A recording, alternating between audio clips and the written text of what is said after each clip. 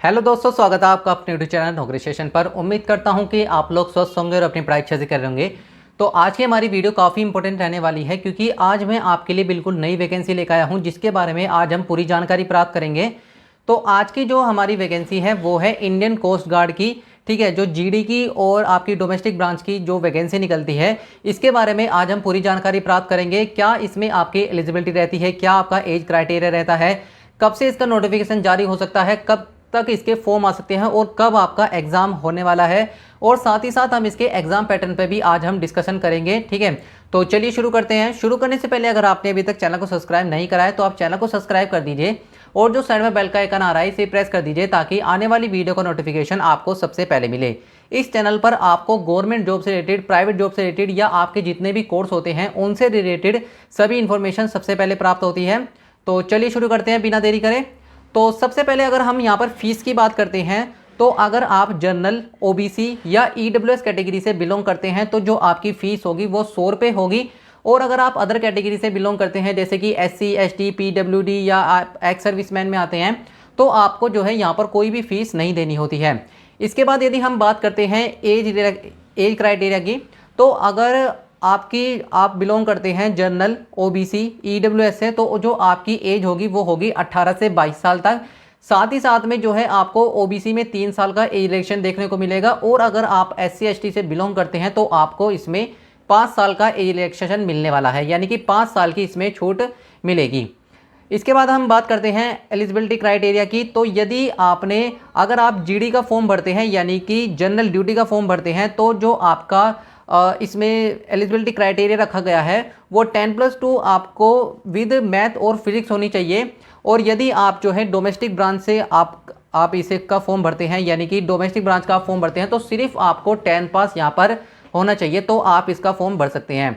Indian navy coast guard में 2 तरह की पोस्ट निकलती है, जैसे कि मैंने आपको अभी बताया, एक तो जनरल ड्यूटी की और एक डोमेस्टिक ब्रांच की। ठीक है, इसके बाद हम बात करते हैं सिलेक्शन प्रोसेस की। तो सिलेक्शन प्रोसेस इसका कुछ इस तरीके से रहने वाला है कि सबसे पहले तो होगा आपका रिटन एग्जाम।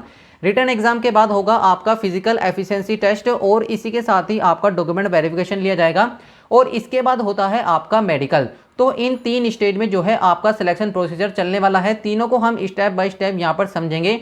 सबसे पहले हम बात करते हैं आपके रिटन एग्जाम की। तो रिटन एग्जाम जो है आपका 2 सेशन में होता है, एक सेशन 1 में, एक सेशन 2 में। तो हम दोनों की बात करेंगे। सबसे पहले हम बात करते हैं सेशन 1 की। तो सेशन 1 में जो आपके टोटल नंबर ऑफ क्वेश्चन आते हैं वो 60 क्वेश्चन आते हैं, 60 मार्क्स के। और इसके लिए जो आपको समय दिया जाता है वो 45 मिनट का समय दिया जाता है, यानी कि 45 मिनट आपको दिए जाते हैं इसको सोल्व करने के लिए। इसमें कोई भी जो है नेगेटिव मार्किंग आपकी नहीं होती है, सभी क्वेश्चन आपको यहाँ पर करके आने होते हैं। अगर हम इसके सिलेबस की बात करते हैं तो आपसे जो है इसमें 5 सब्जेक्ट पूछे जाते हैं। सबसे पहले आता है आपका मैथ्स, जिसके आपके 20 क्वेश्चन होते हैं। फिर इसके बाद आता है साइंस, जिसके आपके 10 क्वेश्चन पूछे जाते हैं। इंग्लिश के आपके 15 क्वेश्चन पूछे जाते हैं। रीजनिंग के आपके जो है 10 क्वेश्चन पूछे जाते हैं, और जीके के आपके 5 क्वेश्चन यहाँ पर पूछे जाते हैं। तो ये तो बात हुई आपकी सेशन 1 की, किस तरह से आपका सेशन 1 का एग्जाम पैटर्न रहता है और किस तरह का जो है इसका सिलेबस रहता है। अब हम बात करते हैं सेशन 2 की। अभी मैं आपको बताऊंगा कि आपको कौन सी पोस्ट पर केवल सेशन 1 देना है, ठीक है, कौन सी पोस्ट पर आपको सेशन 1 और सेशन 2 दोनों देने हैं। तो ये बात अभी हम आगे कर रहे होंगे। उससे पहले हम सेशन 2 की बात कर लेते हैं। तो सेशन 2 में जो टोटल नंबर ऑफ क्वेश्चन आपके होते हैं वो होते हैं 50 क्वेश्चन, 50 मार्क्स के। ठीक है, और जो इसमें आपको समय मिलता है वो 30 मिनट का समय दिया जाता है। कोई भी नेगेटिव मार्किंग इसमें नहीं रखी जाती है। ठीक है, इसमें आपसे केवल दो सब्जेक्ट पूछे जाते हैं, क्योंकि 50 क्वेश्चन है। ठीक है, एक तो आपका मैथ्स पूछा जाता है जिसके 25 क्वेश्चन आते हैं, एक आपका फिजिक्स पूछा जाता है जिसके 25 क्वेश्चन आपसे पूछे जाते हैं। ठीक है, तो इस तरह से आपका सेशन 1 और सेशन 2 होता है। अब हम बात करते हैं कि आपको जो है इसमें कौन से में आपको सेशन 1 देना है सिर्फ, और कौन सी पोस्ट पर आपको सेशन 1 और सेशन 2 दोनों देने हैं। तो यदि हम केवल सेशन 1 की बात करें तो जो आपकी डोमेस्टिक ब्रांच है, ठीक है, जो डीबी की आपकी पोस्ट है, उसमें सिर्फ आपको सेशन 1 देना होता है। और अगर हम मिनिमम क्वालिफाई मार्क्स की बात करते हैं, तो यदि आप जनरल, ओबीसी और ईडब्ल्यूएस से बिलोंग करते हैं तो आपको सिर्फ यहाँ पर 30 मार्क्स लाने होते हैं, और यदि आप एससी एसटी से बिलोंग करते हैं तो आपको यहाँ पर 27 मार्क्स यहाँ पर अचीव करने होते हैं। अगर हम बात करते हैं जीडी की, यानी कि ग्राउंड ड्यूटी, जो आपकी जनरल ड्यूटी की पोस्ट होती है, इसमें आपको सेशन 1 और सेशन 2 दोनों देने होते हैं। सेशन 1 में मैंने आपको बता दिया आपके 5 सब्जेक्ट आते हैं, जिसमें आपका मैथ्स, साइंस, इंग्लिश, रीजनिंग और जीके 60 क्वेश्चन आते हैं 60 मार्क्स के, और इसको सोल्व करने के लिए आपको 45 मिनट का समय दिया जाता है। कोई भी नेगेटिव मार्किंग नहीं रखी जाती है। साथ ही साथ आपको इसमें सेशन 2 भी देना होता है, जिसमें आपको बताया कि आपके 50 क्वेश्चन होते हैं 50 मार्क्स के। इसके लिए आपको 30 मिनट का समय दिया जाता है। इसमें भी कोई नेगेटिव मार्किंग नहीं रखी जाती है। अगर हम यहाँ पर जनरल ड्यूटी में क्वालिफाइंग मार्क्स की बात करते हैं, तो यदि आप जनरल, ओबीसी या ईडब्ल्यूएस कैटेगरी से बिलोंग करते हैं, तो जो आपको मिनिमम यहाँ पर दोनों सेशन को मिलाकर मिनिमम मार्क्स लाने होते हैं वो 50 मार्क्स लाने होते हैं। अगर आप इससे कम लाते हैं तो आपकी कॉपी ही चेक नहीं की जाएगी। वैसे तो इसकी कट ऑफ थोड़ी सी ज़्यादा जाती है, लेकिन जो इसके नोटिफिकेशन में मिनिमम क्वालिफाइंग मार्क्स रखे जाते हैं वो 50 मार्क्स रखे जाते हैं, ठीक है। और यदि आप SC ST से बिलोंग करते हैं तो आपको जो है सेशन 1 में 27 और सेशन 2 में 17 मार्क्स अचीव करने होते हैं, यानी कि टोटल मिलाकर 44 जो है नंबर आपको जो आपका जनरल ड्यूटी होती है उसमें नंबर लाने होते हैं। तो ये तो बात होगी आपकी मिनिमम क्वालिफाइंग मार्क्स की, और आपको किस में सेशन 1 देना है, किस में सेशन 1 और सेशन 2 देना है, ये हमने बात कर ली। अब हम बात करते हैं कि आपका जो है यहाँ पर नोटिफिकेशन कब तक आ सकता है, कब तक जो है आपकी वैकेंसी आपके सामने आ सकती है।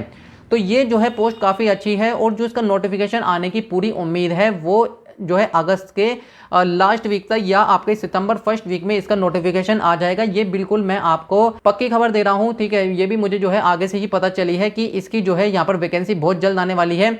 इस वीडियो को बनाने का मकसद सिर्फ इतना ही है कि अगर मैं आपको अभी से ही आगाह कर देता हूँ कि ये वैकेंसी अभी आपकी आने वाली है, ठीक है। इसका फॉर्म तो जो है पक्का ही आएगा, ये तो बिल्कुल कन्फर्म है, ठीक है। आप जो है अभी से इसकी तैयारी में लग जाए, इसलिए जो है इस वीडियो को बनाने का सिर्फ यही मोटिव है, ठीक है। तो जो है आपका जो नोटिफिकेशन है वो आपको अगस्त के एंड वीक में या आपके सितंबर के फर्स्ट वीक में देखने को मिलेगा। साथ ही साथ हम बात करते हैं कि आपका इसका एग्ज़ाम कब तक हो सकता है। तो एग्ज़ाम आप मानकर चलिए कि आपके अक्टूबर नवंबर में जो है इसके एग्ज़ाम होने वाले हैं। तो जो है आप अपनी तैयारी को अभी से स्टार्ट करके रखिएगा। आगे हम बात करते हैं इसकी फिजिकल एलिजिबिलिटी की, ठीक है। तो फिजिकल में हम बात करते हैं इसकी रनिंग की। तो जो इसमें रनिंग रखी गई है वो 1.6 किलोमीटर रखी गई है, जिसके लिए आपको 7 मिनट का समय दिया जाता है। साथ ही साथ इसमें जो है यहाँ पर जो है उठक बैठक लगाई जाती है, ठीक है, जो कि होती है 10, ठीक है, 10 उठक बैठक आपको लगानी होती है, ठीक है। और इसमें पुशअप्स करने होते हैं। और अगर हम हाइट की बात करते हैं तो जो इसमें मिनिमम हाइट रखी गई है वो 157 सेंटीमीटर रखी गई है, जो कि बहुत ही नॉमिनल है, ठीक है। मतलब 157 तो मतलब इन्होंने हाइट ये कह दीजिए कि रखी नहीं है, ठीक है। लड़कियों के लिए तो थोड़ा बहुत हो सकता है, लेकिन लड़कों की तो 157 सेंटीमीटर हाइट कुछ भी नहीं है। जैसे कि आपकी SSC MTS में हवलदार की पोस्ट आती है, उसमें भी 157 पॉइंट समथिंग रखी जाती है, और इसमें भी जो है 157 सेंटीमीटर आपकी रखी गई है। तो ये तो बात होगी हमारी फिजिकल की।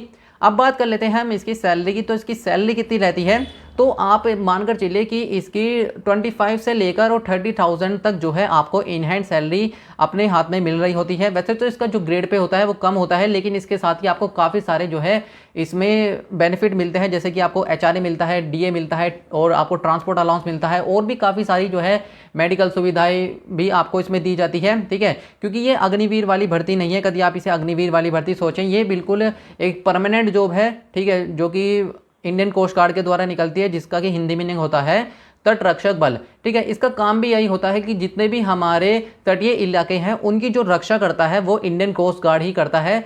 तो उसी पर ही जो है यहाँ पर आपकी जनरल ड्यूटी यानी कि GD और DB की यहाँ पर वैकेंसी आती है, और इन्हीं पर ही बच्चों का सिलेक्शन होता है, ठीक है। तो आज की हमारी ये जो वैकेंसी थी उसकी जानकारी हमने पूरी ले ली है। अगर आपको अब भी कोई डाउट रह गया हो तो आप मुझे नीचे कमेंट में कह सकते हैं, मैं आपको नीचे कमेंट में रिप्लाई कर दूंगा। अगर आपको ये वीडियो पसंद आई हो तो आप इसे ज़रूर लाइक करें, अपने दोस्तों के साथ भी शेयर करें, और अगर आपने अभी तक चैनल को सब्सक्राइब नहीं करा है तो आप चैनल को सब्सक्राइब करके साइड का बेल का आइकन जरूर दबा दीजिए, क्योंकि आपको इस चैनल पर गवर्नमेंट जॉब से रिलेटेड सभी इन्फॉर्मेशन सबसे पहले मिलती है। चाहे कोई नई वैकेंसी आ जाए या किसी भी गवर्नमेंट जॉब की आपको इन्फॉर्मेशन प्राप्त करनी हो, या कोई भी प्राइवेट जॉब हो, या कोई भी आपका जो कोर्स होते हैं जैसे कि BA B.Ed या इनसे रिलेटेड जितनी भी इन्फॉर्मेशन होती है वो हम इस चैनल पर आपको प्रोवाइड कराते हैं।